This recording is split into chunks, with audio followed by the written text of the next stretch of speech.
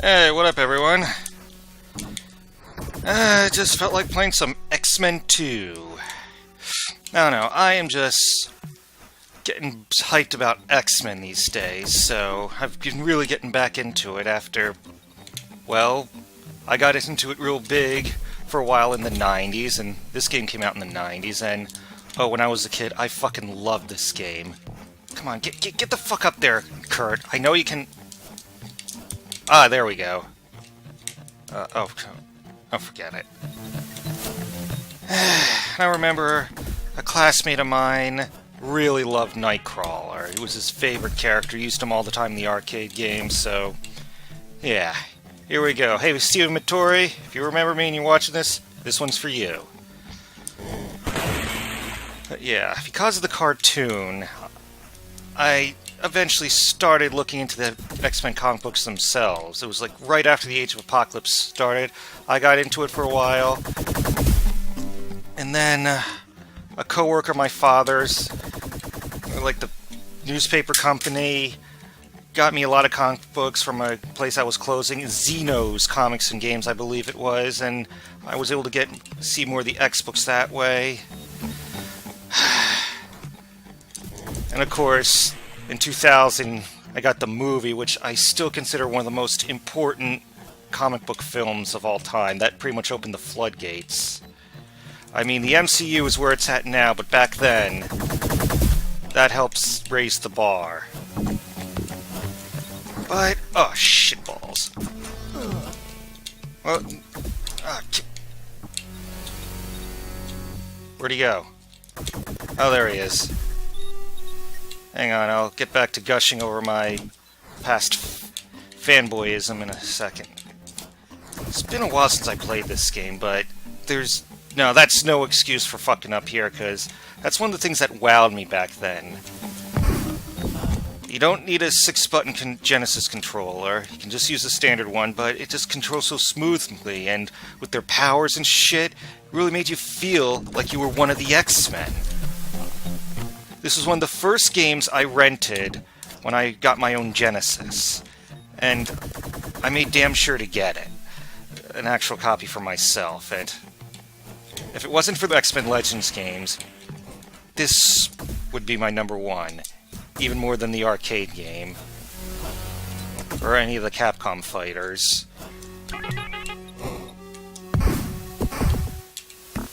I think I can skip a lot by... yeah, here we go. And they can jump through walls.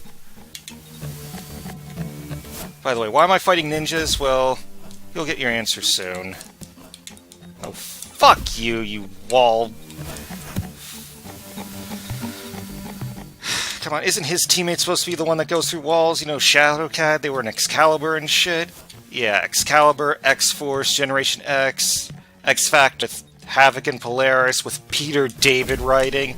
Yeah, those were the days. But as time went on, I didn't have the cash flow to keep up, and I had other concerns like starting college and shit. Yeah, there were things that restores your whole life in there. So I kind of got out of it, and then stuff that happened later kind of hurts me. I mean, I'm talking about, like, demonic divorce, Mary Jane Watts no longer the wife of Spider-Man kind of pissed me off. Like, the whole thing about M-Day, the whole implication of that just kind of was so super depressing. So, that, and having other things to do, and not really having the money to get into comics again, kept me away. But lately,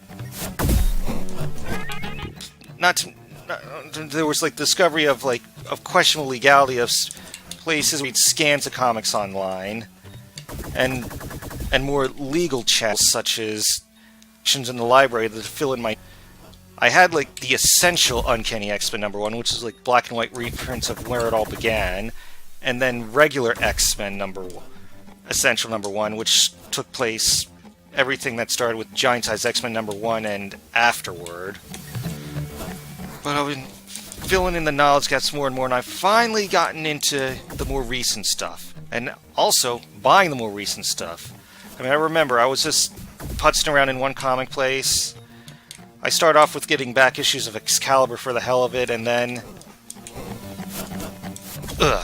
I saw it. Domino got her own mini-series. No, not mini-series, her own monthly series. She got a mini-series back in the late 90s, but here's this character I remember getting her own series, and I decided just, what the hell? And then Fantastic Four, which was my father's first comic book love, what he loved as a kid, and what he used to introduce me to comics, that was relaunching it. Well, it says #1, but Legacy, it's number 646. I decided to start buying that. I actually haven't read them yet. And then I get the news about X-Men Black. Hang on, I'll get back to that in a second, but this is basically telling you about the Phalanx, which is basically the X-Men equivalent of the Borg. Shameless ripoff, more or less. I mean, no surprise, the Brood was basically a shameless ripoff of Alien. They didn't even try to hide it back then. Anyway, as most armchair reviewers will tell you, when you go through the Sentinels levels, you want to be Gambit, because he can take out some shit up above. Why not? Gambit's pretty awesome. I mean, the part where he was played by Trevor or Taylor, but I think he nailed it. And yeah, people say, oh, his role was too brief, and there was a whole thing. But for Fred Dukes, well, I mean, Notorious.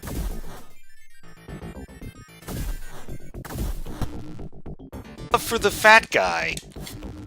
Fat shaming him? He doesn't deserve more love because he's fucking fat? Huh?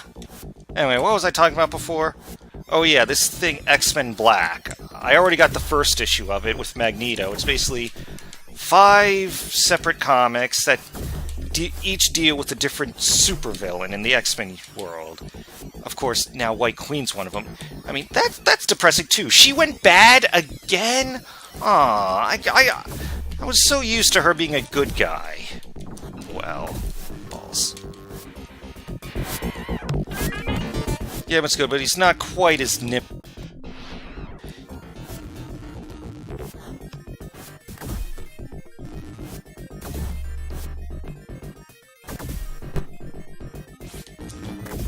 Anyway, so yeah. I saw the advertisement for X-Men Black in one of the Domino issues, so I go to this place around here called Gotham City Limits, which I try to buy most of my comics from, because I really like the guy, he's good to me. I asked him, what's that? What's the deal with this X-Men Black thing? And he says, oh, that's gonna segue into the relaunch of Uncanny X-Men. And when I heard that, my fucking eyes lit up. I'm like, oh, well, it makes sense now. Disney's on the cusp of regaining the movie rights. So now, just like with Fantastic Four, they want to bank on them again. So yeah, I picked a good time to get back into X-Men comics. And also, again, with the thing with the libraries, well, I've been getting collections of the current runs, X-Men Blue and Gold, and it's good, but one thing about X-Men Blue, it starts off with the time-displaced 5 original X-Men brought to the future. And this time, Jean is leading them instead of Cyclops. One thing, you know, all these fucking comics gators, gaming gators, like, whining about how they're just going against the straight white male and blah, blah, blah, blah. Have they been... If you guys are out there, listen to this video, I just want an honest answer about something. Did you complain about that? Jean being the leader of the original X-Men now instead of Cyclops. I'm just wondering, did that get in your craw? I just... oh, shit. Because that kind of surprised me when I knew about that plot line before I picked up that first collection of X-Men Blue, but I didn't know about her being the leader instead. So I'm wondering, is that the same as seeing, like, Songbird or Mockingbird or whatever the fuck her name is, wearing a shirt that said, ask me about my feminist agenda? Was that in the same league? Because I'm wondering, because I'm all for diversity and stuff in comics, but I don't get that decision.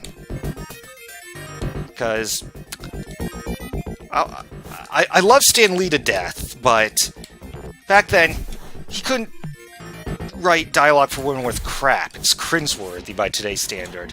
There were a few exceptions, and Jean Grey was one of them. I mean, she was the most... not just non-wussy dialogue. I mean, she was awesome. She was an awesome character the way Stan Lee originally wrote her. He didn't need... Because, like, some with characters like Betsy Ross, before... Her main thing was being, like, the love interest for Bruce Banner and a plot device to get him to calm down from being Hulk. Nowadays, they make her the scientist and stuff. With Jean Grey, I felt like you didn't really need to do that. It was like her and only one other character back then written by Stan Lee, and that's... I'll be Gambit again. That was Mary Jane Watson. I guess Stan Lee saved his best dialogue for the redheads. I don't know. So I'm just wondering. So all you comic skaters, was that a dumb move making Jean the leader for a while in X-Men Blue? I don't know, I'm just rambling here. So yeah, I've been reading the X-Men Blue and the Gold, at least the first parts of the runs, when I get it from the library. I'm gonna try to do it legit, not go to probably read comics online, which is probably infested with malware and shit. Ah, fuck you. I did use that site to... As Deadpool 2 was coming around, I realized something. I never read the first appearance of Cable. I never read New Mutants 87. So I used that to read New Mutants 87 and a few issues after that. And then there was this place closing in a mall called FYE for Your Entertainment. There was all sorts of stuff at a discount. One was a collection of stuff about Thanos and Deadpool, and... Come on. Alright. And it also had some other stuff in there, including New Mutants 98, which was, of course, the first appearance of Domino, well, actually Copycat disguised as Domino, and, of course, Deadpool. You know, it's funny, when Deadpool, the movie, was first announced, I was like, oh, well, what's the big deal? Because I remember some of Deadpool's first appearances, and I wasn't too impressed with the characters. Like, what's the big deal about this jackhole? Of course, nowadays, it's a difference. It's silly to think that, because the original Deadpool was definitely one of the best comic book movies ever made, and one of the best in the X-Men franchise. If I had to pick the best X-Men movie, toss-up between the original Deadpool, Days of Future Past, and Logan. And who knows if Dark Phoenix is going to be any good. I'm actually kind of interested after the trailer, but then they went and delayed it. At least it'll be out in time for my birthday. Well, a day after my birthday, but whatever. How long have I been playing this? Wow. I've been yammering so much, I'm not to the fucking Sentinel yet, and I've lost track. I know I probably won't be able to retrace my route. I'll probably just beat the Sentinel and then call it quits. Because, you son of a bitch. Ugh.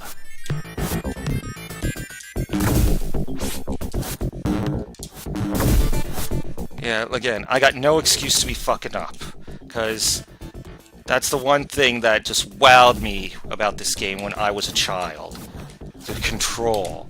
I just felt at one with the X-Men. I was getting in touch with my inner mutant bitches. Yeah, go fuck up a Sentinel. There's another thing I liked about Days of Future. I remember when I first saw, like, the practicals things for the Sentinel in Days of Future Past, I'm like, nah. And then I saw the future Sentinels in the beginning, and I was like, nah. But then we get to the old Sentinels. Oh yeah, I already destroyed that. And I'm like, damn, that's pretty good. I guess if they went with the original design for the Sentinels, like with the laser blasters and the rocket boots, not only would that have been hard to swallow for something in 1973, but it would have looked silly, period. But no, I like the one with the jet turbine and the machine guns. Those Sentinels were fucking awesome. It's a shame we didn't get to see the X-Men trash more of those. We got mostly fighting the fucking future Sentinels and shit. Who to use? I think I'm gonna just stick with Gambit, because why not? So yeah, Uncanny X-Men. They're coming back. Coming to the MCU, and their premiere comic book is returning. Ooh, shitballs. No, do not want to lose that last bit of life. Ooh, and I lost it. Shitballs. Jump! Jump, you fucking big easy piece of shit.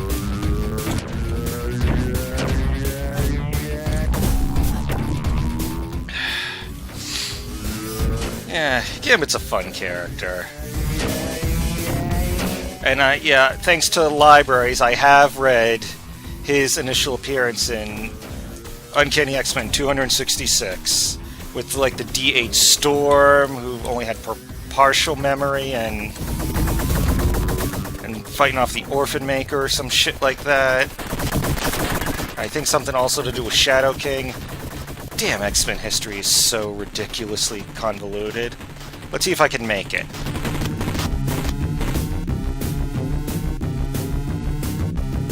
I really should have probably picked Wolverine or Nightcrawler, or definitely Wolverine because they can run faster.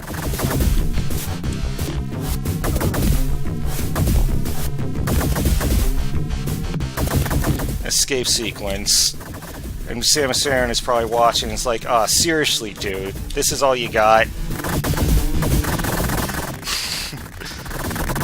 Kind of reminds me of this meme about Twilight, about how she kind of just mentally collapsed, the main character there, and they showed a bunch of other prominent female characters, like, kind of just mocking her, saying they went through way more shit and didn't collapse. So Samus Aran is probably watching the X-Men trying to just running for dear life from this shit, and she's like, come on, you're joking. I had to escape exploding planets. Twice. Yeah, it was twice. It was like Zebus, and then there was... I think I'm going the wrong way. Oh! Nope.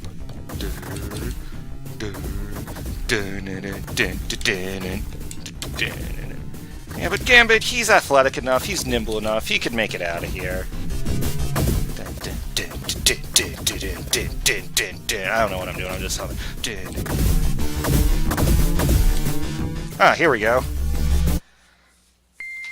And here we get the message that the Phalanx are fucking up Asteroid M or Avalon or whatever, but that's gonna be it.